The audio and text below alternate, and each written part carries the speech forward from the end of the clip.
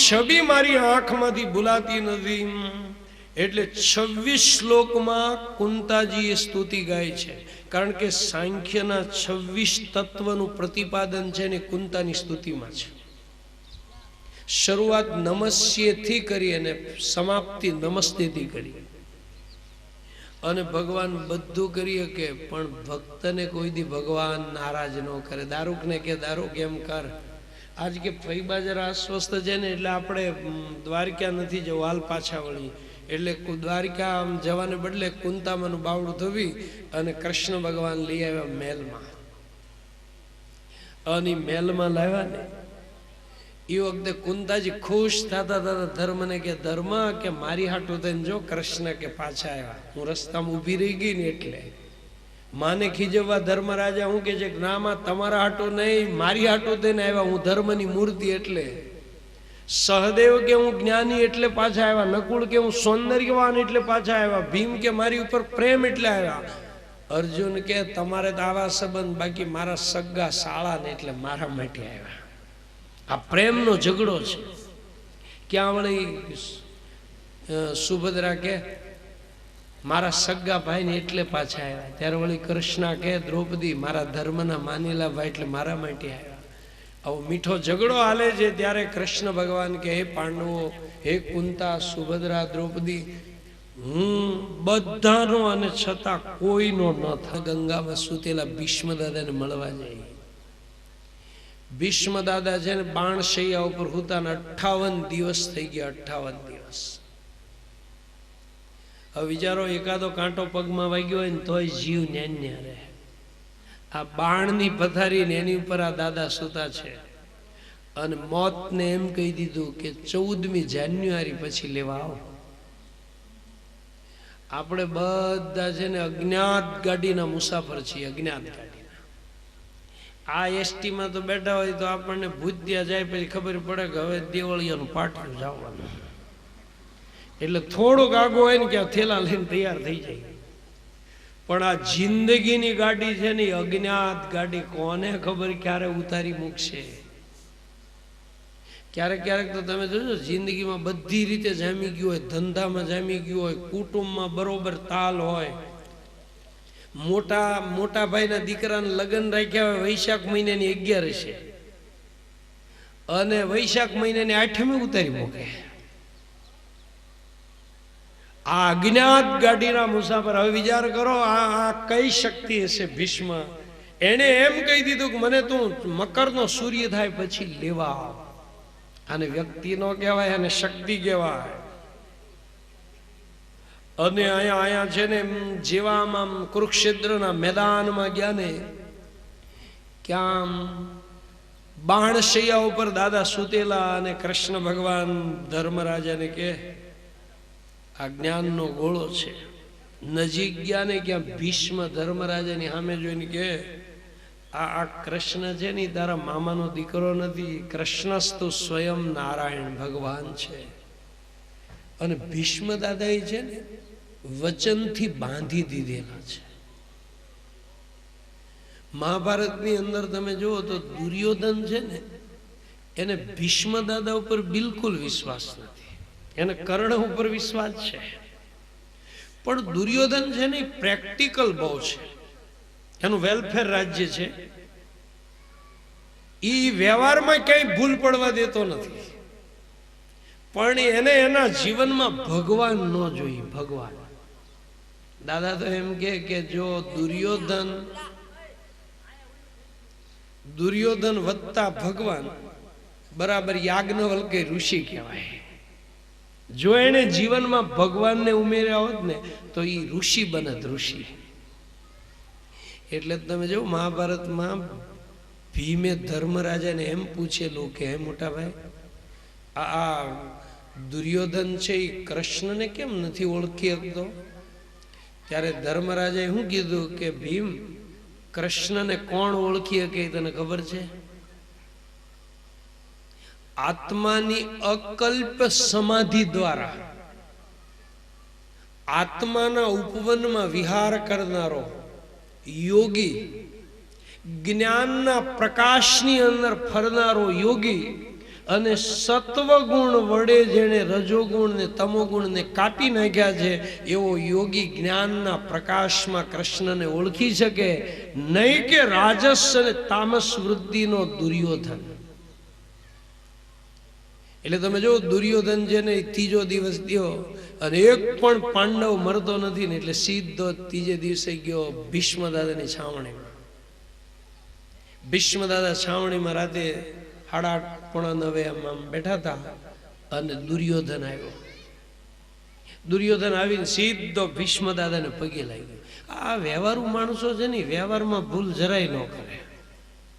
ભક્ત હોય ને ક્યારેક વ્યવહારમાં થાપ ખાઈ જાય, પણ આ વ્યવહારમાં ભૂલ ન કરે, તરત પગે લાગ્યો. પેટમાં જરાય લાગણી નથી હો. ભીષ્મ દાદા એનું સન્માન કરીને કીધું આયુષ્માન ભવ, આવો. ત્યારે દુર્યોધન છે ને એ સીધો ભીષ્મ દાદાની સામે જોઈને કે દાદા,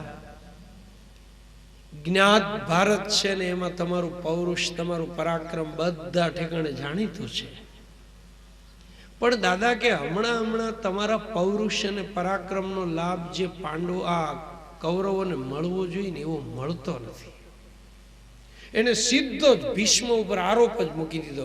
એને એમ કીધું કે દાદા તમે દિલ દઈને લડતા નથી.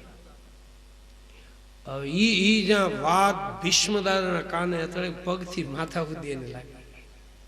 કારણ કે આજીવન જે માણસ પ્રમાણિકતાથી જીવ્યો હોય એને કોઈ માણસ એમ કહે કે તમે અપ્રમાણિક છો તો એને કેટલું દુઃખ લાગે. કોલસાની ખાણીમાં કામ કરતો હોય ને એને તો ડાઘાનું કઈ બહુ એવું ન હોય.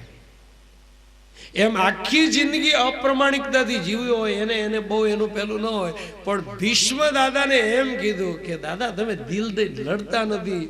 ભીષ્મ દાદાને પગથી માથા સુધી લાગી ગઈ. એટલે તરત જ દુર્યોધનની સામે જોઈને કીધું કે દુર્યોધન, જો તને આવું લાગતું હોય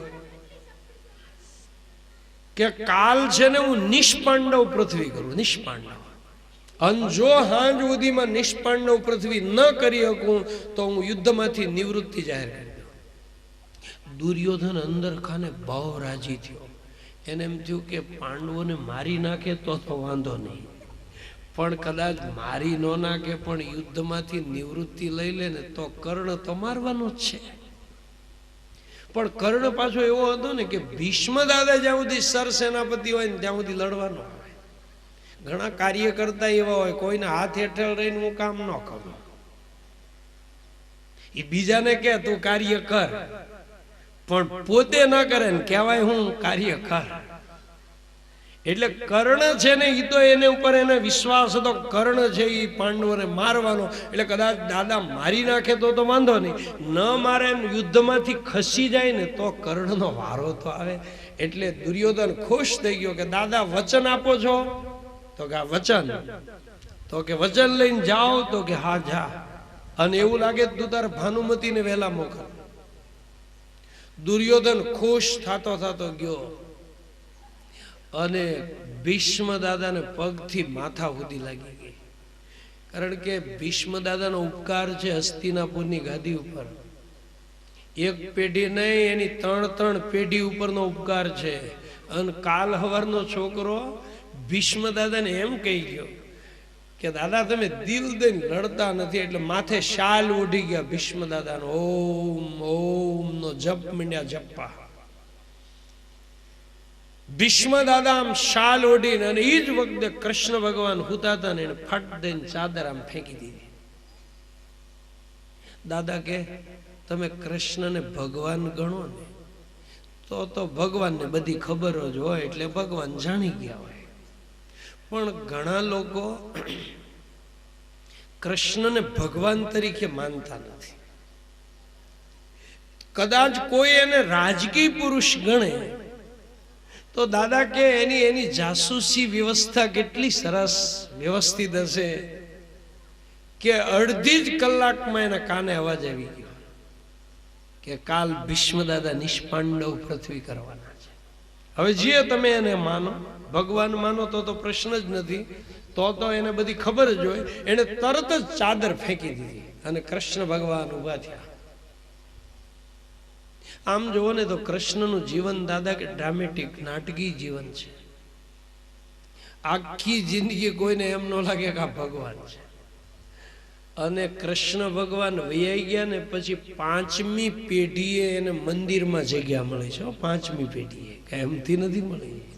5 પેઢી વહી ગઈ પછી મંદિરમાં સ્થાન મળ્યું છે. કૃષ્ણ ભગવાન અને ઈ ભગવાન છે એમ ખબર હોય તો ઓલો શિશુપાળ એને ગાળ્યું દે ખરો. એને જીકી ગાળ્યું એને. આમ કૃષ્ણ ભગવાનનું જીવન ડ્રામેટિક છે. હવે વિચાર કરો, ભીષ્મ દાદાની છાવણીમાં રાતે 9 વાગ્યે ભીષ્મ દાદાએ પ્રતિજ્ઞા કરી કે નિષ્પાંડવ પૃથ્વી કરું, અને 9:30 વાગે તો કૃષ્ણ ભગવાનને ખબર પડી ગઈ. હવે આ પછી ભીષ્મ દાદાની છાવણી એટલે કઈ આમ વેળાવદરના પાટીએ લગાડી એવી નહીં. એમ આ CNC છે, કમાન્ડર ઇન ચીફ, સર સેનાપતિ, અને એની છાવણી, અને એમાં ચકલીઓ ન ફરકે એટલો બંદોબસ્ત. અને ન્યા દુર્યોધનને ની વાત થઈ અને કૃષ્ણ ભગવાનને 9:30 વાગે ખબર પડી ગઈ. ભગવાન તરત ચાદર ફગાવી દીધી અને ફગાવી સીધા ગયા પાંડવોની છાવણીમાં. પણ ત્યાં તો હોપો પડી ગયો તો બધા હુઈ ગયા હતા. અને ભાઈ હુઈ જ જાય ને, આખો દી લડીને પછી હાંજે થાક્યા ન હોય. અરે ઘણા પાના રમી રમીને 8:30 વાગ્યામાં હુઈ જાય છે.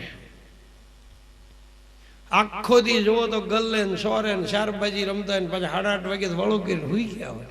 હવે જો પાના રમવા વાળો 8:30 વાગે હુઈ જાય તો 9:30 વાગે લડીને આવેલો માણસ તો હુઈ જ ગયો હોય ને. એ કૃષ્ણ ભગવાને છે ને તરત જ દ્રૌપદીનું બારણું આમ ખટખટાવ્યું અને દ્રૌપદી આંખ ચોળતી ચોળતી બહાર આવી અને કૃષ્ણને જોઈને કે કેમ વધારે? તો કે અગમચેતી સાંભળી તને કહેવાય. ત્યાં દ્રૌપદી આંખ ચોળતી ચોળતી આવીને કે હું અગમચેતી? તો કે દ્રૌપદી, કાલ તારો ચાંદલો ભૂસાઈ જવાનો છે, અને કોઈ સૌભાગ્યવતી સ્ત્રીને તમે એમ કહો ને કે તારો ચાંદલો કાલ ભૂસાવાનો છે, એ વખતે એને હૃદયમાં કેવી વેદના થાય ને, એ તો સ્ત્રી હોય એને ખબર પડે, આપણને એની ખબર ન પડે. એક બાજુ 3 લોકનો વૈભવ ને બીજી બાજુ એના ધણીના પગ, તો સ્ત્રીને 3 લોકનો વૈભવ તુચ્છ લાગે. મારે મારા ધણીના પગ જોઈએ. એટલે કૃષ્ણએ એમ કીધું કે મેં અગમચેતી સાંભળી છે કાલ તારો ચાંદલો ભૂસાઈ જવાનો. ક્યાં તો દ્રૌપદી 4 ડગલા પાછી હટી ગઈ અને કૃષ્ણની સામે જોઈને કે સાંસ્કૃતિક કામમાં જેણે શરીર નીચોવી નાખ્યું અને એને છેલ્લે આ દિવસો જોવાના. કૃષ્ણ ભગવાને કીધું હું કરું દ્રૌપદી, મેં તો જે સાંભળ્યું છે એ હું તને કહેવા આવ્યો છું. ક્યાં દ્રૌપદી હેઠું જોઈ ગઈ ને હેઠું જોઈને કે સાંસ્કૃતિક કામ કરતા કરતા ભગવાન જે દિવસો દેખાડશે સહન કરી લેશો. ક્યાં કૃષ્ણએ કીધું પણ દ્રૌપદી ઉપાય તારા હાથમાં છે. ત્યારે કોઈ સૌભાગ્યવતી સ્ત્રીને એમ કહો કે તારા ધણીનો પ્રાણ બચાવો એ તારા હાથમાં, તો એ સ્ત્રી હું કરવા તૈયાર ન થાય. તમે જે કહો એ કરવા તૈયાર થાય. એને કીધું બોલો શું મારા હાથમાં ઉપાય છે? તો કે અત્યારે મારી યારે આવવું પડે, સૌભાગ્યવતી સ્ત્રી બની અને મારી જોડે આવો. એને કીધું ચાલો. રાતના 9:30 વાગે કૃષ્ણ ભગવાને દ્રૌપદીને લીધી, સૌભાગ્યવતી સ્ત્રી. અને કૃષ્ણ ભગવાન ખેડૂતના રૂપમાં, એક હાથમાં ટમટમ્યું ફાનસ, બીજા હાથમાં લાકડી, અને ભગવાન મિલિટરીના મેદાનમાંથી નીકળ્યા કુરુક્ષેત્રના મેદાનમાં. હવે 18 અક્ષોણી, એક અક્ષોણી થાય કેટલાની? 65,610 ઘોડા, 65,610 રથ, 1,09,350 પાયદળ, આ એટલા પાછા હાથી. એનો એક ગણિત કરો ને તારી એક અક્ષોણી થાય. હવે કૃષ્ણ ભગવાન દ્રૌપદીને ખેડૂતના રૂપમાં લઈને નીકળ્યા. હવે ચારે બાજુ મળદા પડેલા છે. કોઈ રાતના પાણી માગે છે, કોઈનો પગ કપાઈ ગયો, કોઈનો હાથ કપાઈ ગયો, અને શમશાનમાંથી દ્રૌપદી તમે જો સ્ત્રી છે ને, દાદા કે બધું કરી શકે, પણ સ્ત્રી એક કામ ન કરી શકે. કયું કામ? તો કે કોઈ ગુજરી ગયો હોય ને એની નનામી બાંધીને એને શમશાનમાં જઈને અગ્નિ સંસ્કાર કરવાનું કામ છે ને, સ્ત્રી ન કરી શકે. કારણ કે સ્ત્રીના હૃદયમાં છે ને વાત્સલ્ય હોય, રુજુતા હોય, આર્દ્રતા હોય, એટલે અગ્નિ સંસ્કાર કરાવવાનું કામ છે ને સ્ત્રી ન કરી શકે. કોઈ સ્ત્રી એમ કે હું ઈ કરી શકું, તો દાદા કે સ્ત્રી નથી, મેનલી વુમન છે. એ વુમનલી વુમન નથી, મેનલી વુમન છે. ત્યારે તમે જો મળદું બાળવાનું કામ છે ને પુરુષો કરી શકે. ગામ દીઠ એવા એક બે તો હોય જ તે કે લાકડા ખડકવા વાળા ને અંદર ગોઠવવા વાળા, અને પાછું મોઢે આમ પછડી બાંધીને એવા ઠોહા મારીને પાછા કપાસની વાતો કરતા કરતા કે ઓલું થાં ભલ્યું જરાક લે લે લે લે. અને ગામ હોય ને આમ આમ હોય જ. અમારે ગામમાં એક બે એવા છે, એટલે એક દી ઊભા રાખીને એને કીધું એટલે ચા પીવા આવો. ત્યારે એને કીધું કાકા તમને કેમ ચા પાવાનું મન થયું? કીધું તમને એ હાટું પાવ છો કે શેલે બે ઠોહા ઓછા મારજો તમે. એટલે એ પુરુષ કરી શકે, પુરુષ, સ્ત્રી કામ ન કરી શકે. પણ હવે આ દ્રૌપદી છે ને, એની હારે કૃષ્ણ ભગવાન છે, એટલે પછી તો એને શમશાનમાંથી નીકળવાનો ફોટા. બે જણા હાલતા હાલતા રાતે 10:30 પોણા 11 થયા ને સીધા ભીષ્મ દાદાની છાવણી સી. અને ત્યાં ચકલીઓ ન ફરકે એટલી તો વ્યવસ્થા છે. પેરગીર છે ને ત્યાં ઉભો છે, અને એને તરત જ કૃષ્ણને ઉભા રાખીને કીધું, એ ક્યાં જાય છો? આ હું કઈ બજાર છે તે રાતના હાલી નીકળ્યા છો? ત્યારે કૃષ્ણ ખેડૂતના રૂપમાં ઓલા પેરગીરને કે ભાઈ અમારે કે ભીષ્મ દાદાને મળવું છે. એટલે ઓલો પેરગીર એકદમ લાલ ગુમ થઈ ગયો. એને કીધું, હું કીધું કોને મળવું છે? તો કે ભીષ્મ દાદા. તો કે ભીષ્મ દાદા કોણ છે ખબર છે? એને મળવા માટે પરમિશન મેળવવી પડે. પરમિશન વગર તમે એને ન મળી શકો. એ વખતે કૃષ્ણ ભગવાન ખેડૂતના રૂપમાં પાછા કે ભાઈ અમને ખબર નહીં, તો અમારે કેમ કરવું? એ કેમ કરવું એમ કીધું ને, ક્યાં તો ઓલા પેરગીર આમ ધક્કો માર્યો, ક્યાં તો ઓલું ટમટમ્યું ફાનસી ઓલાઈ ગયું, પડી ગયું, એક બાજુ લાકડી પડી ગઈ.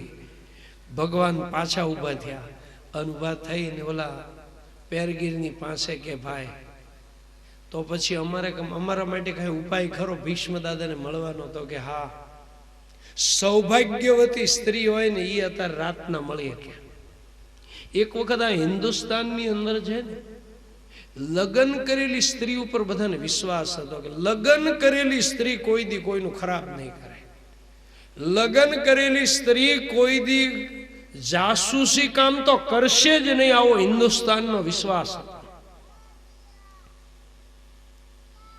એટલે ઈ સ્ત્રી છે ને ગમે તારે ગમે એને મળી શકે, આવો હિન્દુસ્તાનનો એક રિવાજ હતો. એટલે ઓલા પેરગીરે કીધું કે તમે ન જઈ શકો, પણ સૌભાગ્યવતી સ્ત્રી હોય તો જઈ શકે. કૃષ્ણ ભગવાન ખુશ થઈ ગયા. એને કીધું ભાઈ મને ન જવા દે તો કાંઈ નહીં, અમારા શેઠાણીને જવા દો. આ તો કે એને જવું હોય તો ભલે જઈ આવે. કૃષ્ણ ભગવાન સીધા દ્રૌપદીની કાનમાં આવીને કે જા જા. ભીષ્મ દાદાને પગે લાગ્યા અને મહેરબાની કરીને એક શબ્દ બોલતી નહીં, અને જો તને પૂછે ને તો મારું નામ તો મહેરબાની કરીને દેતી નહીં, અને તું જા. અને એ વખતે ઓલી દ્રૌપદી છે ને એ સીધી ગઈ. ભીષ્મ દાદા છે ને માથે શાલ ઓઢીને ઓમ ઓમ નો ધ્વનિ ગાય છે. કાલ હવાર તો છોકરો મને અપ્રમાણિક કહી ગયો. એના હૃદયની અંદર વ્યથા છે, વ્યથા. ક્યાં બંગડીનો અવાજ સાંભળવાનો, ખણન ખણન. ભીષ્મ દાદાએ આમ આંખ ખોલી, ક્યાં પેલી દ્રૌપદી પગે લાગી. એટલે એને એમ થયું કે આ ભાનુમતી આવી છે. એટલે કીધું બેટા અખંડ સૌભાગ્યવતી ભવ. દ્રૌપદી હેઠું જોઈને બોલી કે જન્મની જન્માંતરે વા, આ જન્મમાં કે આવતા જન્મમાં? એટલે ભીષ્મ દાદાએ તરત પૂછ્યું કે કોણ છો બેટા? તો કે હું પાંડુ પુત્ર વધુ દ્રૌપદી. એટલે ભીષ્મ દાદા તો અવાક બની ગયા કે હજી હું 9 વાગે એમ બોલું છું કે નિષ્પાંડવ પૃથ્વી કરી નાખો, અને 11 વાગે આ મોઢામાંથી પાછો શબ્દ નીકળ્યો કે અખંડ સૌભાગ્યવતી ભવ. આ કેવું સૂચક ગણાય. એની સામે કૃષ્ણની આકૃતિ છે ને ફરકવા પડી. એટલે એને પૂછ્યું કે હે દ્રૌપદી કેમ અત્યારે આવી? ત્યારે એને કીધું કે દાદા ઘણા સમયથી તમને મળ્યા નહોતા, એટલે એમ થયું કે લાવ દાદાને મળીએ, આશીર્વાદ લઈએ, એટલે હું આશીર્વાદ લેવા આવી.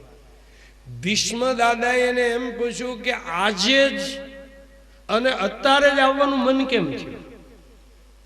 ત્યારે દ્રૌપદી હેઠું જોઈને કહે છે કે દાદા મોટા મોટા માણસો અત્યારે બધા લડવામાં પડ્યા છે, તારે અમારી જેવા નાના માણસોને તો બીજું હું હોય, તમારી જેવા વડીલોનો આશીર્વાદ લેવો એ અમારા નાના માણસોનું કર્મ કહેવાય, એટલે અત્યારે હું આપને મળવા આવી. એ વખતે ભીષ્મ દાદાએ એમ પૂછ્યું કે તો અત્યારે કોની હારે આવી? હવે ન્યા દ્રૌપદી મૂંઝાણી. અને આ તો વડ સસરાને જવાબ દેવાનો છે. એ આજની જેમ થોડું છે કે લાવો હું લાજ કાઢીને 2-3 દેતી આવું. આ તો વડ સસરાની સામે જવાબ દેવાનો છે. એટલે એને પૂછ્યું કોની હારે આવી? ત્યારે દ્રૌપદી જરાક ઢીલી પડી ગઈ. વડ સસરાને જવાબ આપવાનો છે એટલે એને તરત હળવેક દઈને કહી દીધું કે મારા નોકરને લઈને આવી. અને આમ જુઓ ને તો દ્રૌપદી દાદા કે બહુ સાચું બોલી કહેવાય. ભગવાન છે એ આપણા નોકર જ છે, ને આપણે કોઈ દી એક વાત ભગવાનની માની ખરી? તમે વિચાર કરો, માના ગોળામાંથી નીકળ્યા ને તારે કઈ નીકળ્યા કે હું તને સંભાળીશ. દાદા જેવા મહાપુરુષ કે તમારે હવારી યાદ કરવા જોઈએ, પણ આપણે કોઈ દી દિલ દઈને સંભાળીએ? જમતી વખતે યાદ કરવા જોઈએ, સંભાળીએ? રાતે હુતી વખતે યાદ કરવા જોઈએ. કુટુંબ આપણે ભગવાનની કોઈ વાત માની ખરી? તો ખરેખર આ દ્રૌપદી બોલી સાચું જ બોલી કહેવાય કે હું મારા નોકરને લઈને આવી. આ બિલકુલ સાચી વાત છે. અને એ વખતે નોકરને લઈને આવી એમ કીધું ને, ક્યાં કૃષ્ણ ભીષ્મ દાદા ઉભા થયા અને ઉભા થઈને છાવણીની બહાર રાતે 12 વાગે આવ્યા. અને સી રાતે 12 વાગે છાવણી બહાર નીકળે એટલે પેરગીરને તો પરસેવે રેબ જેબ થઈ ગયો કે નક્કી કંઈક ગડબડ થઈ ગઈ, મારી ભૂલ તો નહીં થઈ હોય ને આ સ્ત્રીને મોકલવામાં. એટલે પેરગીર દોડતો આવ્યો અને આવીને ભીષ્મ દાદાને કે મેં તો બરોબર કર્યું છે કે આ સૌભાગ્યવતી સ્ત્રી હતી ને એટલે અંદર આવવા દીધી મેં, એટલે પોતે સાચો છે એનો દાવો માંડ્યો કરવા. એના નોકરને તો કે મેં આવવા જ નથી દીધો, એને તો ધક્કો મારીને વાડ બાજુ કાઢી મૂક્યો. એ વખતે ભીષ્મ દાદાએ સામું જોઈને કીધું એમ ક્યાં મૂક્યો એને? તો કે સામે વાડે ઊભો છે. એ વખતે ભીષ્મ દાદા છે ને એ સીધા વાડ પાસે ગયા. ક્યાં કૃષ્ણ ભગવાન હાથમાં બળીઓ લાકડી અને પોલો ટમટમ્યો ફાનસ, એ ઓલાય ધક્કો માર્યો તો ઓલવાઈ ગયેલું. અને કૃષ્ણ ભગવાન ઉભા હતા એટલે ભીષ્મ દાદાએ કીધું કે પ્રભુ આટલી બધી દોડાદોડી કરો છો, રાતના સૂઈ શકતા નથી? ત્યારે કૃષ્ણ ભગવાન હસતા હસતા હું કીધું કે દાદા દ્રૌપદીને કે અભયદાન જોતું હતું ને એટલે મને કે તમે હારે આવો, એટલે હું કે હારે આવ્યો. ત્યારે ભીષ્મ દાદા કે તો પછી તમારે અહીંયા આટો ખાવાની શું જરૂર? તમારે કેવરાવી ન દેવું જોઈએ? ત્યારે કૃષ્ણએ ભીષ્મની સામે જોઈને કીધું દાદા આ કોના મોઢામાંથી શબ્દો નીકળ્યા એ મને ખબર છે. આ ભીષ્મ ગંગાનો દીકરો, એના મોઢામાંથી શબ્દો નીકળ્યા. કોઈની તાકાત નથી પિંડ બ્રહ્માંડમાં કે શબ્દો છે ને પાછા વાળી શકે. ઈ તો જે બોલ્યો હોય ને એ જ શબ્દો પાછા ગળી શકે. એટલે મારે રાતે આંટો થયો. ભીષ્મ દાદા બોલ્યા ને નિષ્પાંડવ પૃથ્વી ગરુ, ઈ શબ્દો પિંડ બ્રહ્માંડમાં કોઈ પાછા ન વાળી શકે, તો ભીષ્મ જ પાછા વાળી શકે. અખંડ સૌભાગ્યવતી ભવ કહીને. એટલે કીધું કે દાદા શું કરું હવે? એને અભયદાન જોતું હતું, મારે જોડે આવવું જોઈએ ને. એ વખતે ભીષ્મ દાદાએ કીધું કે પ્રભુ તો પછી હું અત્યારે વહેલો જાગીને તમારું ધ્યાન ધરું, પણ અંતકાળે કદાચ મારી સ્થિતિ બદલે, મારું ગળું રૂંધાય, હું ન પૂરું બોલી શકું, તો પ્રભુ તમે મને લેવા માટે. આ ભીષ્મ દાદા એને નમસ્કાર કરે અને પાછા રાતે 2:30 વાગે તો દ્રૌપદીને લઈને છાવણીમાં હુઈ ગયા, જેને કઈ બન્યું જ નથી. 5 કલાકમાં તો ઇતિહાસ બદલીને વહી આવ્યા. આ કૃષ્ણ ભગવાન અને એ આજ દ્વારિકાધીશનું સ્વરૂપ છે. એનું ધ્યાન ધરતા ધરતા, જેને ભગવાન નું ધ્યાન ધરતા ભીષ્મ દાદા છે, એ જોવે છે મકરનો સૂર્ય થાય અને કૃષ્ણ મને લેવા માટે આવે. ક્યાં તો ધર્મરાજ એને લઈને કૃષ્ણ ભગવાન આવ્યા. અને એ વખતે ભીષ્મએ કીધું કે સદેવ દેવો ભગવાન પ્રતીક્ષતામ. જેમ ઉભા છો ને એમ નામ ઉભા રહ્યો, બેહવાનું કહેતા નથી. જેમ પુંડરીકે કેમ ઈંટડાનો ઘા કર્યો ભગવાન વિઠ્ઠલનાથની પાસે, એના મા બાપની સેવા કરતા હતા પુંડરી, એને બેયને કુષ્ઠ રોગ, એની સેવા કરતા હતા. અને એને કીધું આવ્યા છો તો મારા મા બાપને સેવાના કર્મયોગથી મળ્યા, એટલે પહેલા મારું કામ આલ્યો ઈંટ ઉપર ભગવાન ઉભા રહે. એનું નામ પડ્યું વિઠોબા. મરાઠીમાં ઈંટને વીંટ કે વીંટ. પછી ભગવાન કડ ઉપર હાથ દઈને ઉભા રહી ગયા કે વિટેવરી ઉભા કટેવરી હાથ કાય મોજે સા પંડરી ના હાથ. આ ભગવાન આ ભીષ્મ દાદા છે ને, એને કૃષ્ણને કીધું ઉભા રહ્યો. જેમ ઉભા કૃષ્ણ ધર્મને કે જ્ઞાનનો ગોળો આથમવાનો છે. એને કીધું એ બધી વાત પછી પહેલા મને મારા પ્રશ્નનો જવાબ આપો. મેં આજીવન પાપ કર્યું નહીં, છતાં મારે અંતિમ સમય આ સ્થિતિ કેમ? એ વખતે કૃષ્ણ ભગવાન કે તમે ભૂલો દાદા, હું ન ભૂલું. મારી ગેરહાજરીમાં જુગાર રમાણો, જો હું હોત તો એ ભૂલ ન થવા દે. અને એ વખતે હારેલા પાંડવોએ દ્રૌપદીને હોડમાં મૂકી. ત્યારે દ્રૌપદીએ તમને કીધેલું કે એકવાર ધણી પોતાની જાતને હારી જાય પછી પત્નીને હોડમાં મૂકી શકે ખરો? દાદા મને તમે ન્યાય આપો, જીતા કે અજીતા. પણ ભીષ્મ દાદા છે ને પ્યોર બંધારણવાદી છે, અને કૃષ્ણ ભગવાન પ્યોર ક્રાંતિકારી. એટલે ભીષ્મ દાદા છે ને એ ન્યાય કઈ કરી ન શક્યા. નહીં તો દાદા તમારે વડીલ તરીકે કંઈક બે વેણ ન કહેવાય. અને કુટુંબમાં કંઈક અયોગ્ય થતું હોય ને ત્યારે વડીલો જરા કડવા થઈને બે વેણ કહેવા, પછી માને ન માને જુદી વાત. આ એની સજા છે. એ વખતે ભીષ્મ દાદા એને નમન કર્યું અને પછી ધર્મરાજાને ઉપદેશ કર્યો છે. એમાં સ્ત્રી ધર્મ, આપદ ધર્મ, વેદોક્ત પ્રવૃત્તિ ધર્મ, વિદોક્ત નિવૃત્તિ ધર્મ, આ બધું શાંતિ પર્વમાં લખ્યું છે. અને પછી ધર્મરાજે એ પ્રશ્ન પૂછ્યો કે દૈવતાને કિમ દૈવતામ કહ અવ્યય પિતા. આવા 6 પ્રશ્ન પૂછ્યા અને 6 પ્રશ્નના જવાબમાં ભીષ્મ દાદાના મોઢામાંથી 1000 નામ નીકળ્યા. આપણે સત્યનારાયણની પૂજનમાં જે 1000 તુલસી દલ ચડાવીએ ને, એ ભીષ્મ દાદાના મોઢામાંથી શબ્દો નીકળ્યા છે. 12 વર્ષે એકાદ વાર પૂજન કરો, પણ દિલથી આખું કુટુંબ ભગવાનને વિષ્ણુ સહસ્ત્ર. કારણ કે દેશકાળ અને વસ્તુથી અપરિચ્છિન્ન ભગવાનના 1000 નામ. આ વિષ્ણુ સહસ્ત્રનો પાઠ હંમેશા કરવો એ પરમ ધર્મ છે. 2 વખત કરો, એક જમ્યા પહેલા અને એક રાતે સૂતા પહેલા. વિષ્ણુ સહસ્ત્ર તો બધાને કંઠસ્થ જ હોવું જોઈએ. 1000 નામ તો હિન્દુ વૈદિક સંસ્કૃતિનો દીકરો હોય ને એને વિષ્ણુ સહસ્ત્ર તો એનો મોઢે જ હોવું જોઈએ. ત્યાં સુધી સત્યનારાયણની પૂજા છે ને ભગવાને કેમ સ્વીકારે?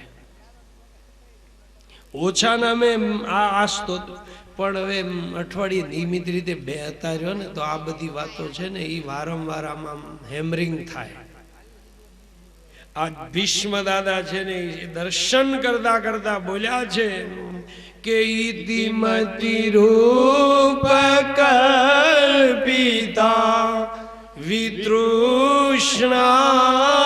વિતૃષ્ણા ભગવતી શાંતવન પુંગ વિભૂમ.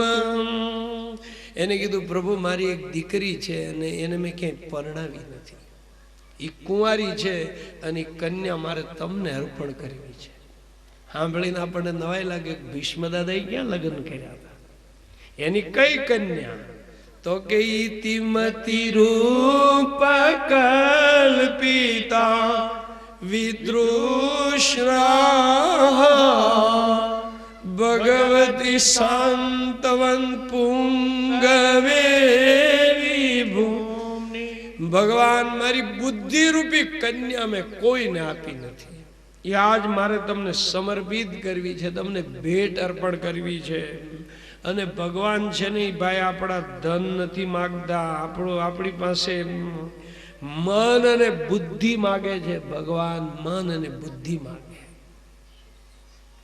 ભગવાન અરે લગ્ન કરવા હોય ને તો ભગવાન છે ને આપણા મન બુદ્ધિ જોવે, મન બુદ્ધિ. તમે ગમે એટલા હોનાના ઘરેણા પહેર્યા હોય ને, હોનાના પટ્ટે ઘડિયાળ પહેરી હોય, પણ તમે બાળક પાસે ઉભા રહ્યો ને તો બાળક તમારા કપડાં ન જોવે, બાળક તમારા ઘરેણા ન જોવે. બાળક શું જોવે? બાળક જોવે કે આવનાર માણસના હાથમાં ચોકલેટ છે. એમ તમે ભગવાન પાસે જાઓ ને તો ભગવાન ઈ ન જોવે કે આને ખાતામાં 10 કરોડ રૂપિયા પડ્યા, આને 3 શહેરમાં બંગલા, ઈ ભગવાન ન જોવે. ભગવાન જોવે કે આના મન બુદ્ધિ ક્યાં છે. મયેવ મન આધત્સ્વ મયી બુદ્ધિ નિવેશ. એટલે આજ ભીષ્મ દાદા કે આજે હું તમારા ચરણમાં છે ને મન બુદ્ધિ અર્પણ કરવા આવ્યો. એકવાર પ્રભુ તમે એમ બોલી નાખો ને કે ભીષ્મ મારો છે. અને ભીષ્મ સ્તુતિનો પાઠ કરતા તો એમ લાગે છે કે મરણને જો કોઈ સુધારે ને તો ભક્તિ સુધારે. ક્યારેક ક્યારેક બહુ જ્ઞાન થઈ જાય છે ને ત્યારે મોત ઉલટાનું બગડે છે. ભક્તિ જ માણસના મૃત્યુને મંગળમય બનાવે. ભાગવતમાં લખ્યું એક વીછી કળે જે વેદના થાય ને, આમ આંકડો નથી કહેતો કારણ કે આપણા મગજમાં ઉતરશે નહીં. એટલે એવા અનેક વીછી કળે ને એવી વેદના શરીર છોડતા થાય. પણ હવે એ જાય ને બધાને ખબર જાય, એ પાછા કોઈ કાગળ લખતા નથી કે તમે દેવળિયા વાળા જાળવી નીકળજો. કોઈ કોઈનું નથી રે, કોઈ કોઈનું નથી રે, કોઈ કોઈનું નથી રે, કોઈ કોઈનું નથી. આ ભીષ્મ દાદા છે ને એને કીધું પ્રભુ તમે મને મારો કહીને બોલાવો. ને કૃષ્ણ કે મારો ક્યાંથી કહું, તમે મારા અર્જુનની સામે કેવા બાણ મારો ચલાવતા હતા. ત્યારે ભીષ્મ દાદા કહે છે કે વાત સાચી છે, પણ હું મારો ચલાવતો હતો ને ત્યારે એમ કહેતો હતો જયોસ્તુ પાંડુ પુત્રાણા. તમે જો અર્જુનને વિષાદ થયો ને ગીતાનું જ્ઞાન કહીને બેઠો કર્યો ને, ક્યાં ભીમ છે ને એ બરોબર લડાઈ શરૂ થવાની તૈયારી, ક્યાં ઓલા ધર્મરાજાની સામે જોઈને કે તો ધર્મરાજા છે ને એ રથમાંથી ઉતરીને સીધા ભીષ્મ દાદાની સામે આવ્યા. અન ભીમ ખીજાઈ ગયો કે આ બધા ગાંડા થઈ ગયા, હું હજી એકને મનાવ્યો કે ઓલે આ મોટો. કૃષ્ણ ભગવાન કે જાવા દે.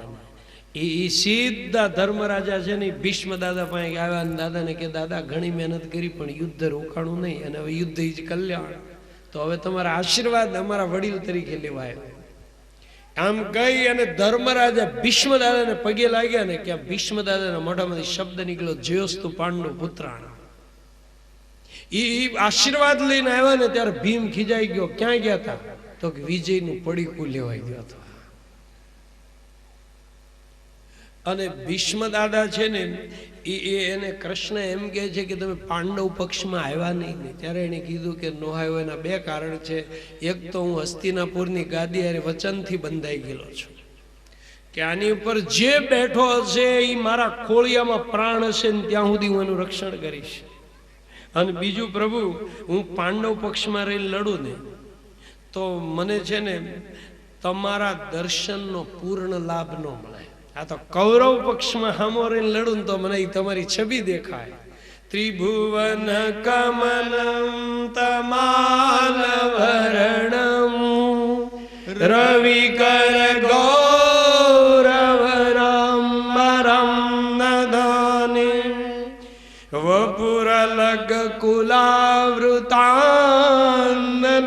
રાજ્યમ વિજય સકે રતિરસ્તુ મેન વંદ્ય. એને કીધું ભગવાન તમારું શરીર ત્રિભુવન સુંદર. હવે જેને જગત બનાવ્યું એ બનાવનારો કેટલો સુંદર છે.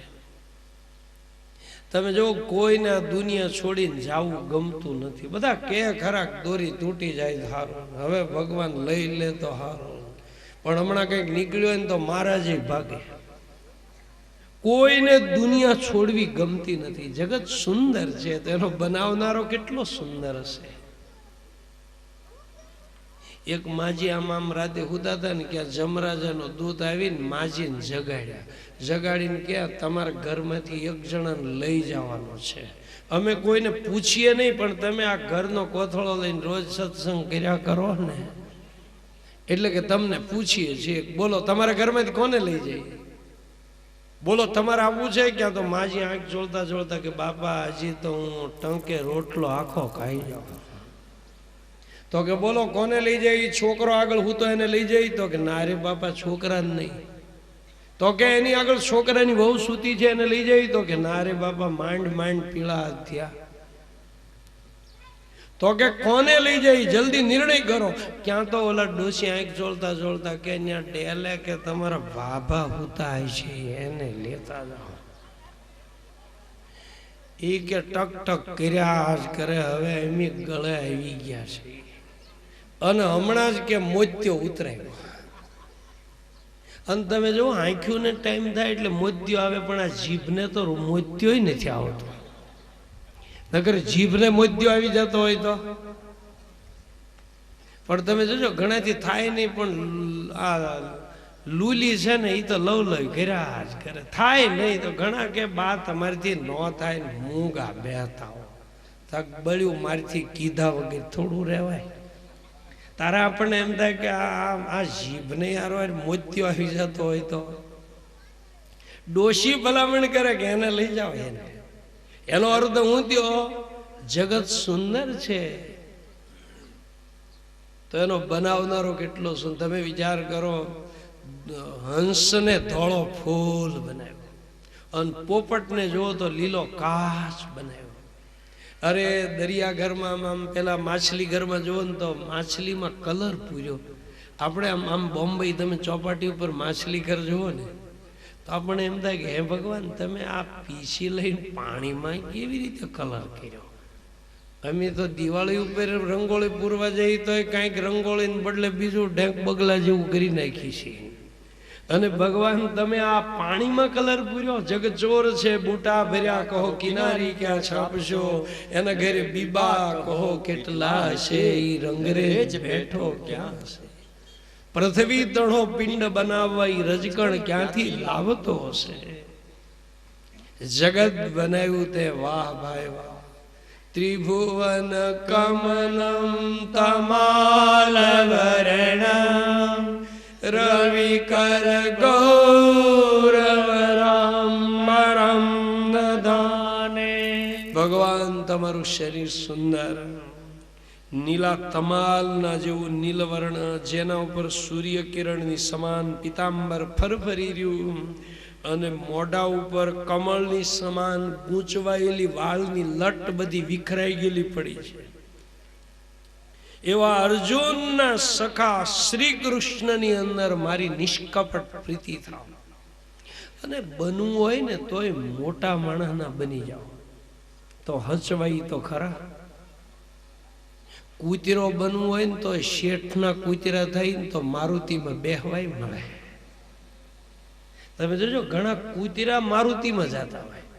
હવે આપણે દેવળિયાના પાટીએ પડેથી વિનોબા એક્સપ્રેસમાં હાલીને આવતા હોઈએ અને શેઠ મોટર લઈને નીકળે ને કે અંદર એનો ટોમી, અને એ ટોમી પાછો બારીમાંથી મોઢું કાઢીને આપણે અમે ભણતો કે કાં આવે ને હાલી. અને અમદાવાદ તમે જો શેઠને મળવા જાઓ ને ક્યાં તો શેઠની હારો એનો ટોમી બહાર આવે. અને આવનાર માણસ છે ને શેઠનાય ખબર પૂછે ને કૂતરાનાય પૂછે કાં સરસ છે લ્યો તમારો કૂતરો આમ તેમ. તો રોડ ઉપર ઘણા બીજા નાકે બેઠા હતા 10-12, એનું તો કોઈ પૂછવા ન ગયું. એટલે તુલસી ગુદ્દા રામ કા મોતિયા મેરા નામ, ગલે બાંધી ડોરી પ્રેમ કી જીત ખેંચો ઉત જાઓ. અને આજ છે ને પાર્થ સારથીને રોજ નિહાળો.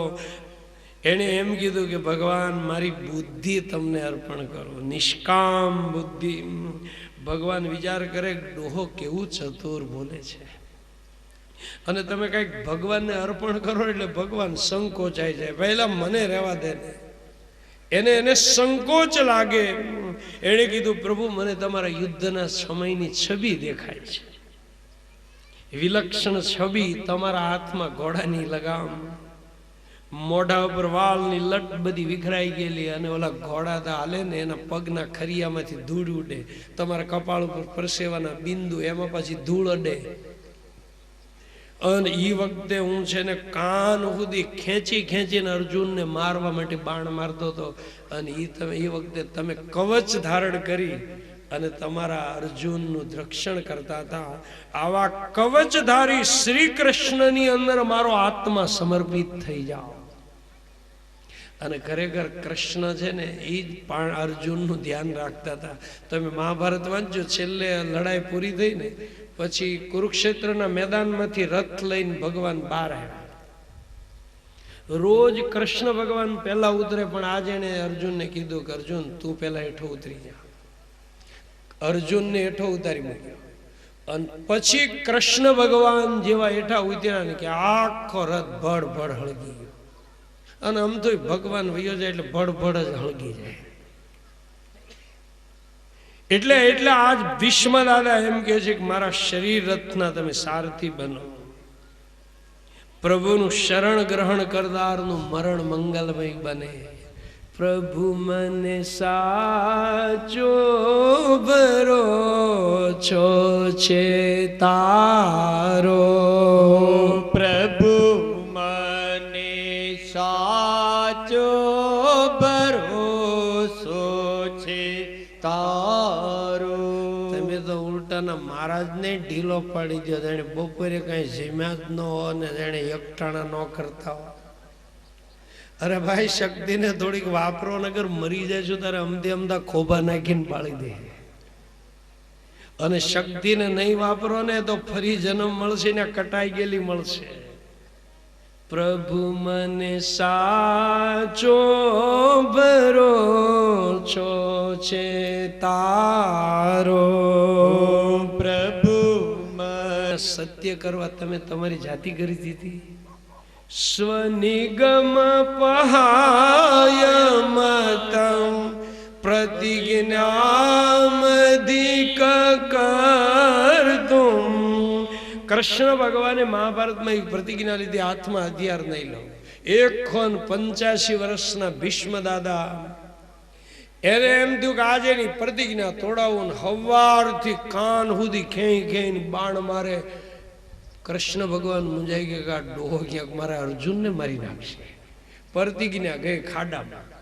એક રૂપે એ રથ ઉપર બિરાજમાન રહ્યા, બીજું સ્વરૂપ લઈ અને રથનું પૈડું જમીન ઉપર પડ્યું તો એનું ચક્ર બનાવી ભીષ્મ દાદાની સામે દોડ્યા. આ ભીષ્મ દાદા બધું યાદ કરે છે. આ કોણ બોલે છે ને એની ઉપર શબ્દોની કિંમત છે. આ સ્તુતિ કોણ ગાય છે ને એની ઉપર એની કિંમત છે. એમ તો છોકરાના વખાણ એની માં બહુ કરે ને અમર લાલ્યો આવો ને અમર લાલ્યો 10,000 કમાય તો એમાંથી તો 50% કાપીને પછી જ હાસું માનો. કારણ કે માં વખાણ કરે ને વરને કોણ વખાણ. પછી જો હાહુ છે ને જમાઈના બહુ વખાણ કર્યા કરે ને કે અમારા મંજી પટેલ કે 2 લાખ કમાય ને એને 3 મારુતિ, એમાંથી તો 80% વેતરી લે. કારણ કે એ કદાચ હાહુનો હણહણાટે હોય. આ કોણ શબ્દ બોલે એની ઉપર આ કિંમત છે. અનુપમ સ્તુતિ જે કંઠસ્થ કરવા એનું નામ છે ભીષ્મ સ્તવરાજ સ્તોત્ર. અને ઉત્તરાયણનો સૂર્ય થયો યાદ કરતા કરતા એને દેહ છોડ્યો. અને ભીષ્મ દાદાએ જેવો દેહ છોડ્યો એ વખતે આકાશમાંથી દેવતાઓએ વાજા વગાડ્યા. જબ તું આયે જગત મેં જગ હસે તુમ રોઈ, લેકિન એસી કરની કર ચલો કે તુમ હસે જગ. આ દુનિયામાં આવ્યો ત્યાં રોતો રોતો આવ્યો. હવે દુનિયા છોડવાની થાય ક્યાં કંઈક સત્કર્મની સુગંધ નિર્માણ કર. તારું નામ સાંભળીને 5 ગામમાં માણસની આંખ ભીની થઈ જાય. ઘર ઈ ગયો. બાકી તો તમે જુઓ કૃષ્ણ ભગવાન છે ને એને કુરુક્ષેત્રના મેદાનની અંદર ઓલા અર્જુને છે ને ગંડેરી વાળો ગંડેરી કાપે ને એમ માથા કાપ્યા. પણ કૃષ્ણ ભગવાનને કાંઈ એક ભીષ્મ જેવું વ્યક્તિત્વ ગયું ત્યારે આંખ ભીની થઈ ને એક લવરમૂછીઓ અભિમન્યુ ગયો ત્યારે. અને માણસ આખી જિંદગી રડે પણ આ રડે અને આખી જિંદગી પછી એની છેલ્લો હિસાબ ક્યારે તો કે એન્ડમાં અંતમાં ખેડૂત બિચારા ખેડ કરે અને રાખ થઈને રળે પણ માણું લઈને ભરવા બેહે તેથી ખળે ખબર્યું પડે. એટલે જન્મ જન્મ મુનિ જતન કરાહી અંતરામ કઈ આવત નહીં. અને પછી ભીષ્મ દાદા ઉત્તરાયણમાં એટલે જ્ઞાન ભક્તિની પરિપક્વ અવસ્થા એને ઉત્તરાયણ કહેવાય. ખાલી 14મી જાન્યુઆરી પછી મરે એની જ ગતિ થાય એમ નથી. જ્ઞાન ભક્તિની ઉત્તર અવસ્થા પરિપક્વ અવસ્થા એમાં શરીર છોડવું. ધર્મરાજા ગાદી પર બેઠા. હવે ધર્મ જ જ્યાં ગાદી પર બેસે પછી તો ક્યાં વાત કરવાની. અતિવૃષ્ટિ નહીં, અનાવૃષ્ટિ નહીં, કોઈ મૂરખ નહીં, કોઈ રોગી નહીં. અને ધર્મની મર્યાદાનું પાલન કરો ને તો રોગી ન થવાય. ધર્મરાજાના રાજ્યમાં ધર્મનું શિક્ષણ. અરે ધર્મરાજા સૂર્યનારાયણની ઉપાસના કરતા અને સૂર્યનારાયણની આરાધના વગર બુદ્ધિ શુદ્ધ ન થાય. એટલે ઓછામાં ઓછા જુવાન માણસોએ તો 12 સૂર્ય નમસ્કાર મસ્ટ કરવા જ જોઈએ.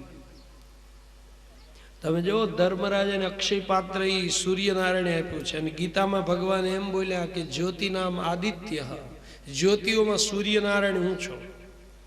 રામે સૂર્યની ઉપાસના કરીને રાવણને માર્યો. અને નીતિનું ધર્મ હારે લગ્ન ન થાય ને ત્યાં સુધી નીતિ વિધવા જ ગણાય. નીતિ વગરનો ધર્મ વિધુર. પૈસા કમાઓ પણ ધર્માનુકૂળ નહીં તો એ અર્થ અનર્થ નિર્માણ કરે. અનર્થ અને નીતિને અનુસરીને ભોગવો. ધર્મરાજાના રાજ્યમાં ક્યાંય ઝઘડો નહીં. એનું ચરિત્ર બધું પણ હવે સમયના પ્રમાણમાં એને નમસ્કાર કરવાના. રાજા ધર્મનિષ્ઠ, એની પ્રજા ધર્મનિષ્ઠ જ હોય ને. અને પછી વ્યવસ્થા બધી ગોઠવીને કૃષ્ણ ભગવાન ધર્મને કે હું અર્જુનને હારે લેતો જાઉં. હવે દ્વારકા જાઉં. કૃષ્ણ ભગવાન સીધા અર્જુનને લઈને દ્વારકા ગયા. દ્વારકાના પાદરમાં જઈને કૃષ્ણ ભગવાને પાંચજન્ય શંખ વગાડ્યો. ઓમ પાંચજન્યાય વિદ્મહે પાવમાનાય ધીમહિ તન્નો શંખ પ્રચોદયાત. એ શંખનો અવાજ સાંભળ્યો આખી દ્વારકામાં ખબર પડી ગઈ. બોલીએ દ્વારિકાધીશ. આખું દ્વારકા શણગારવામાં આવ્યું. ઘરની આગળ રંગોળી પૂરવામાં આવી અને કૃષ્ણને મળવા આખું દ્વારકા આવ્યું. કૃષ્ણ ભગવાને કંઈક એવી લીલા કરીને કે બધાને જાણે મળ્યા હોય એવી લાગણી અનુભૂતિ થઈ. આ યોગેશ્વર છે અને એ બધાને સહજ મળ્યા. અને કૃષ્ણ ભગવાન દ્વારકા ગયા ના 12મા અધ્યાયમાં પરીક્ષિતનો જન્મ થયો. ઉત્તરાયણ ઘરે દીકરો જન્મીને જોવા માંડ્યો. પરીક્ષિત ઓલો માના ગોળામાં દેખાણું ઈ ક્યાં? બ્રાહ્મણોને બોલાવે, એનું નામ પડ્યું પરીક્ષિત. અને બ્રાહ્મણોએ કીધું કે આ છોકરો છે ને રાજર્ષિની બુદ્ધિ વાળો થશે. આ છોકરાના ગ્રહો જોતા એમ લાગે છે કે આ છોકરો છે ને એનો છેલ્લો જન્મ છે. પણ એને કીધું કે આના ગ્રહ જોતા એક મૃત્યુ સ્થાન બગડેલું દેખાય છે. ત્યાં તો ધર્મરાજા ઉભા થઈ ગયા. એને કીધું એટલે તો કે એને સર્પદંશથી મૃત્યુ થશે. ક્યાં તો ધર્મરાજા નિરાશ થઈ ગયા. એને કીધું ચિંતા ન કરો, સર્પદંશથી મૃત્યુ થશે પણ એમાં સર્પ તો નિમિત્ત હશે, બાકી આને છેલ્લી સદગતિ મળવાની છે. અને 9મા સ્થાનમાં સ્વગ્રહે બૃહસ્પતિ પડ્યો હોય ને એ હંમેશા ધર્માત્મા પુરુષ જ હોય. એટલે આ તમારો દીકરો રાજર્ષિની બુદ્ધિ વાળો. અને બ્રાહ્મણો છે ને એ આ છોકરાની કાયમના માટે કીર્તિ ગાયા જ કરશે, ગાયા જ કરશે. આમ એના બધા જાતકર્મ સંસ્કાર કર્યા. અને આ બાજુ વિદુરજી તીર્થયાત્રા કરતા પ્રવાસમાં આવ્યા. જ્ઞાન ખબર પડી કૌરવોનો વિનાશ થયો. અને મારો ભાઈ હજી ધર્મને ત્યાં ટુકડા ખાવા પડ્યો છે. એટલે 36 વર્ષ પછી પાછા હસ્તિનાપુરમાં આવ્યા. એનું દબદબાપૂર્વક સ્વાગત કર્યું. એણે તીર્થયાત્રાનું વર્ણન ખાલી 36 શબ્દોમાં જ કર્યું, બહુ લાંબુ નહીં. સદકર્મ છે ને નિયમપૂર્વક કરવું જોઈએ. યાત્રા પણ નિયમપૂર્વક યાત્રા કરવી જોઈએ. આજે તો લોકો છે ને ફરવા જવાને નામ આપી દે જાત્રા. કાશ્મીર આંટો મારવા જાય ને એક અમરનાથ જરા ચક્કર મારી આવે અને સિક્કો મરાઈ આવે હું યાત્રા કરી. એટલે 36 વર્ષ વિદુરજી યાત્રા કરી અને એનું શબ્દ 36 શબ્દોમાં વર્ણન. અને પછી ધર્મરાજાને મળ્યા. અને પછી મોડી રાતે એના ભાઈ ધૃતરાષ્ટ્રને મળવા ગયા બંગલામાં. પણ જુવાનીમાં જેને બહુ કુકર્મ કર્યા હોય ને એને વૃદ્ધાવસ્થામાં પાછલી રાતની પછી ઊંઘ ઉડી જાય. પડકા ફેરવતો પડ્યો છે એ અવાજ પગરવ થયો એટલે તરત પૂછ્યું કોણ? તો કે મોટા ભાઈ હું વિદુર. તો કે આવ ક્યારે આવ્યો? તો કે આજે જ આવ્યો. એને કીધું કા મોટા ભાઈ કુશળ છો ને? કીધું ધૃતરાષ્ટ્ર કે અરે બહુ સારું છે ભત્રીજા, બહુ લાયક છે. પાણી માંગું ક્યાં દૂધ લઈને લાડવામાં ઝેર આપી દીધું. હે મોટા ભાઈ એના ઘરમાં બેઠા બેઠા ગોળના ખાંડના લાડુ ખાવ કઈ શરમ નથી લાગતી? તમારા મોઢા ઉપર હવે મને મોતના પડછાયા દેખાય છે. અને મોટા ભાઈ તમે હજી ધર્મને ઓળખતા નથી. ધર્મની મૂર્તિ છે. જો અહીંયા બંગલામાં રહેશો ને તો ધર્મ એક દી તમને હસ્તિનાપુરની ગાદી આપી દેશે. પણ મોટા ભાઈ હવે કાળ ધક્કો મારીને ઘરની બહાર કાઢે પેલા ભગવાનના કામ હાટું નીકળો. અને 60 વર્ષ થઈ જાય ને વાનપ્રસ્થ અવસ્થામાં પછી છે ને ભગવાનના કામમાં નીકળો. પ્રભુ અર્થે હવે મારી ભગવાનને જરૂર છે. ઘણા તો 60 વર્ષે તે ઓટલે બેઠા બેઠા નગરી મારીને તારી કર્યા. ક્યાં સુધી કરે? તો કે મોત છે ને પગના તળિયા છાંટે ત્યાં સુધી. હવે ભાઈ કાળ ધક્કો મારીને બહાર કાઢે એ પેલા જરાક શરીર હાલે એવું છે ત્યાં સુધીમાં કંઈક ભગવાન માટેની મૂડી તૈયાર કરો. સમજીને ઘર છોડે નામ બુદ્ધિમાન. નગર કોને ખબર રાતે કાઢ્યા કે વેલા કાઢ્યા, ઉનાળામાં શિયાળામાં. ધૃતરાષ્ટ્ર કે તારી વાત સાચી છે પણ હું જાઉં ક્યાં? હું અંધ માણસ. એને કીધું મોટા ભાઈ તમને નથી દેખાતું પણ મને તો ભગવાને આંખ આપી છે ને ઈચ્છા હોય તો હું દોરીને લઈ જાઉં. અને ઈચ્છા હોય ને તો ભગવાન કંઈક ને કંઈક રસ્તો કાઢે. પણ ઈચ્છા હોવી જોઈએ. પણ આજે માણસની ઈચ્છા જ નથી થતી. અરે નાની એવી કીડી હાલવા માંડે ને તો હાજે 2 ગાઉ જમીન કાપી નાખે. અને મોટા મોટા ગરુડ છે ને હલતા જ નથી, એમ નામ પડ્યા ને. એ વખતે ધૃતરાષ્ટ્રને ગાંધારી એમ કે છે કે નાના ભાઈ કે છે એ વાત સાચી છે, આપણે કે નીકળી જવું જોઈએ. હવે 100 દીકરા વહી ગયા ઘરમાંથી ને હવે બંગલાનું સુખ ભોગવાય આપણાથી, તો હવે આપણે નીકળવું જોઈએ. એને એ વખતે વિદુર કે તો દિવસે ધર્મ નહીં નીકળવા દે. અત્યારે રાતના 12 વાગ્યા છે, જવું હોય તો મારી હારે અત્યારે નીકળી જાઓ. અને રાતે 12 વાગ્યે ધૃતરાષ્ટ્રને ગાંધારીને લઈ અને વિદુરજી સપ્ત શ્રોત નામના તીર્થમાં લઈ ગયા, જ્યાં ગંગા 7 વેણમાં વહે છે એ જગ્યા. અને ધર્મરાજાનો રોજનો ક્રમ, સવારનો નિત્યક્રમ પરવારી અને કાકા કાકીને પગે લાગવા બંગલે આવ્યા કે બંગલો આખો ખાલી. એટલે ધર્મરાજાને એમ થયું કે એના 100 દીકરાને મારી નાખ્યા. એટલે રાતના કાકા કાકીએ કૂવો તો નહીં બુર્યો હોય ને, આત્મહત્યા તો નહીં કરી હોય ને, અમારાથી કંટાળી તો નહીં ગયા હોય. અને હંમેશા ભક્ત હોય ને વૈષ્ણવ, એ પોતાના દોષનો વિચાર કરે, સ્વદોષનો, કે આ કુટુંબમાં હળગ્યું એ કંઈક મારી ભૂલથી તો નથી હળગ્યું ને. પરદોષનો નહીં, સ્વદોષનો વિચાર કરે, સ્વદોષનો. અને નારદજી છે ને એ વખતે ન્યાય ધર્મરાજાએ નક્કી કર્યું કાકા કાકીનો પત્તો ન લાગે ત્યાં સુધી પાણી નહીં પીવું. અને સજ્જન માણસ દુઃખી થાય ને ત્યારે ભગવાન કોઈ ભક્તને કોઈ ઋષિને મોકલે. એટલે નારદ તરત ત્યાં આવ્યા અને નારદને જોઈને ધર્મરાજા રડી પડ્યા. નારદ સમજાવીને કહે છે કે કાકા માટે ન રડો, રડવું હોય તો તમારી જાત માટે રડો. તમારા કાકાને આજથી 5મે દિવસે સદગતિ મળી જવાની છે. એક મરે ને બીજો રડે એને ખબર નથી. હું ઈ રોડ ઉપર જ છું. કોઈ આજ ગયા, કોઈ કાલ ગયા, કોઈ જાને કો તૈયાર હુઆ. એટલે માણસે જેને એમ પોતાનું શરીર કાબુમાં હોય ને ત્યાં સુધી સત્કર્મ કરી.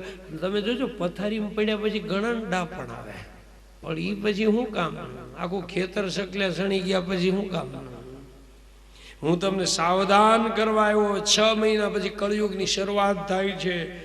હવે તમે કરવા જેવું કર્મ કરી લો. અને એ પછી નારદ ગયા અને ધર્મરાજે ઘણા યજ્ઞ કર્યા. અને કૃષ્ણ ભગવાન જ્યારે દ્વારિકા ગયા ત્યારે અર્જુનને હારી લઈ ગયેલા, પણ ભગવાને જોઈ યાદવો બધા ઉન્મત્ત બની ગયેલા એટલે પ્રભાસ ક્ષેત્રમાં લઈ ગયા. યાદવો અંદરો અંદર ખલાસ થયા. અને કૃષ્ણ ભગવાને અર્જુનને કીધું કે તું જા, બાળકોને સ્ત્રીઓને લઈને આનર્ત પ્રદેશ ઓખા મંડળમાં લઈ જા, શંખોદ્વાર બેટમાં. અને અર્જુનને કામ સોંપેલું. અને અર્જુન જ્યારે બાળકોને સ્ત્રીઓને લઈને જતો તો રસ્તામાં કાબા લોકોએ લૂંટી લીધો. અને એનો એ અર્જુન હવે ધર્મરાજાની પાસે આવે છે. અને ધર્મરાજા અને ભીમ 2 જણા બેઠા છે, આપસમાં વાતો કરે કે નારદે કીધો એ સમય આવી ગયો લાગે છે. હમણાં કે બધું મને કળયુગની છાયા દેખાય, અધર્મ વધ્યો, હું મંદિરમાં જાઉં છું, ભગવાનનું તેજ છે ને મને ઝાંખું લાગે છે. કાલ કે મોટા ભાઈ હું જંગલમાં ગયો, મેં 2 હૂંઢ વાળો ધોળો હાથી જોયો. 2 હૂંઢ વાળો ધોળો હાથી એટલે કળયુગનો માણસ. કરવું કાંઈક અંદરથી કાળો ને બહાર ધોળો. આમ ભીમ કે મોટા ભાઈ વાત સાચી કે હું 2 દિવસ પહેલા બજારમાં ગયો ને મેં લુવારની કોડમાં એક મશીન જોયું. તો કે શું જોયું? તો કે એ મશીનનું નામ મેં પૂછ્યું તો એ લુવાર કે આનું નામ તાળું. હવે લોકોના ઘરોમાં ચોરીઓ મંડી થવા એટલે માણસ બહાર નીકળે ને ત્યારે ઘરને તાળા મારી નીકળે. 5.5-6 ફૂટનો માણા, એમાંથી વિશ્વાસ વહી ગયો. 40 રૂપિયાના હરિસેનમાં આ તાળાની અંદર એને વિશ્વાસ નિર્માણ થયો. આમ 2 ભાઈઓ જે વાતો કરે છે ને ક્યાં આમથી અર્જુન આવ્યો અને ધર્મરાજાને પગે લાગ્યો. અને ધર્મરાજાએ જોયું તો હીર ક્યાં હણાયું છે કહેને ઓ વાલા. હીર ક્યાં હણાયું છે કહેને ઓ વાલા. શાને બન્યા છે તારા નયનો નમાલા. શાને બન્યા છે તારા નયનો નમાલા. હવે અર્જુનને જે પ્રશ્નની જડી વરસાવે એની કથા કાલ પાછા સવારમાં 8:30 વાગે મળીએ ત્યારે નમસ્કાર કરીએ. સુંદર મજા.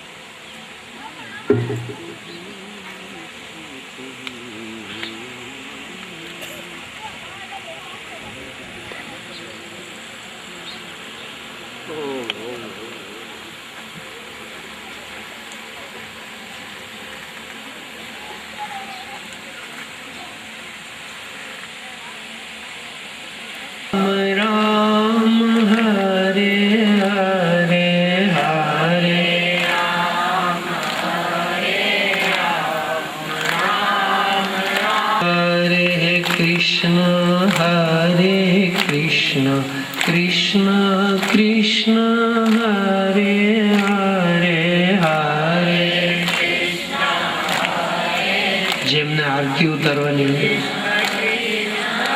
હરે હરે રામ હરે રામ રામ રામ હરે. રક્ષો અરિષ્ટનેમિ સ્વસ્તિનો બૃહસ્પતિ દધાતુ. આચમનિયમ પ્રાણાયામ કુર્યાદઃ.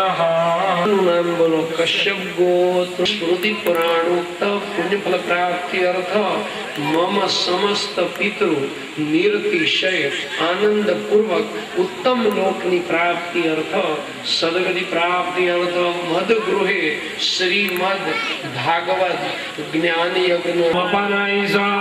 ઓમ વ્યાનાય ઓમ દાનાય ઓમ સમાનાય સ્વાહા. ભોજ્યતામ હિમ ભાગવતે આનંદ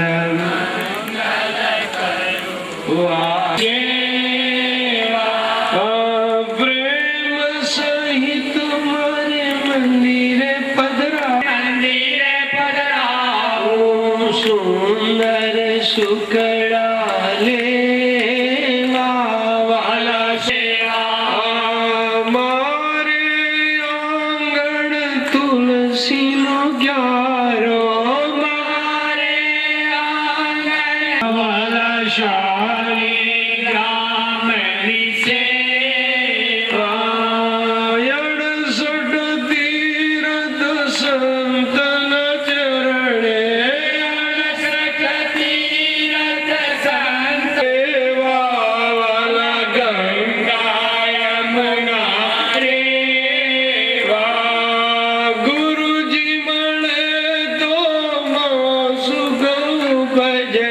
સદગુરુ મળે તો મીઠા મેવા હરિના જેવા યાદ મંગલ કરું આરતી હરિ ગુરુ સંતની સેવા યાદ મંગલ કરું પ્રદીપ્ત ભાષા સદંગતેરમ નિરાંજનમ તે જગદીશ ગુરવે જમણા હાથમાં જળ લઈને થાળીની ફરતી બાળ પ્રદક્ષિણા યાની ગાની પાપાની જન્માંતર્ગતાની દાની સર્વણ સંધો પ્રદક્ષિણા તમે લઈ લો આત્મ સંરક્ષણાર્થે આત્મા ચક્ષુર્ભી વંદનમ આરતી પ્રસાદ વાળા ભાઈઓ બધાને પ્રસાદ આપવા મને હાથમાં હાથ ધોઈ વિદ્મહે વક્ર પ્રચોદયાત